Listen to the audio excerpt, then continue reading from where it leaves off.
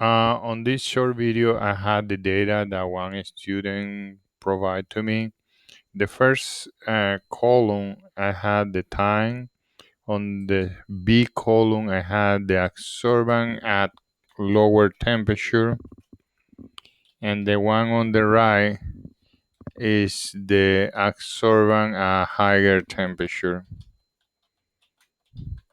Let's see how the graph, when we compare the rate of reaction or the chain of concentration over time, what happened with the graph.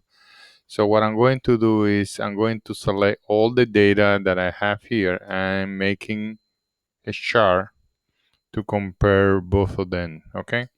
So I'm going to insert a chart that will be aligned, and let's see. Okay, let me close this one. Here is the scene that we have. A lower temperature, actually this is just dot. I can make a line if you want, but that will give you an idea how is the chain. When you have higher temperature, the change in concentration or absorbance is the one that we have on the y-axis.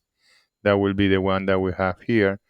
Is faster over time, and when we have a lower temperature, that's the blue color, notice how the change in absorbance, in our case, we assume the absorbance will be the concentration is going slow over time.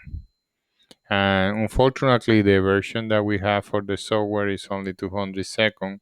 That's why we cannot see at the end when they go all the way to zero the absorbance. But that can give you a pretty good idea about the temperature, the impact of temperature in the rate of chemical reaction, because the concentration change but is lower temperature compared with the high temperature.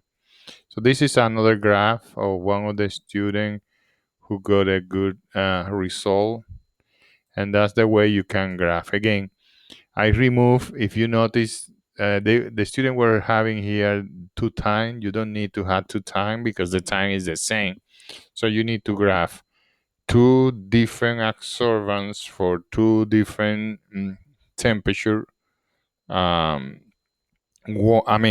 temperature and cold when you put on ice, and versus time. So if you had a column that say time again for the lower temperature, you don't need that, only 1 time, okay? That's all I want to share with you in this short video. Hopefully that will help you to do your own. And I don't think you need to do on the second one. You don't have to find out if the reaction is first, second, or zero order, because you did that on the first video on when you compare the chain of concentration over time, or natural law of the concentration over time, or 1 over concentration over time. If you had any question, feel free to contact me. I understand that some of you didn't get the right value, but we can talk about that on Monday when we meet in class. Thank you for watching. Bye now.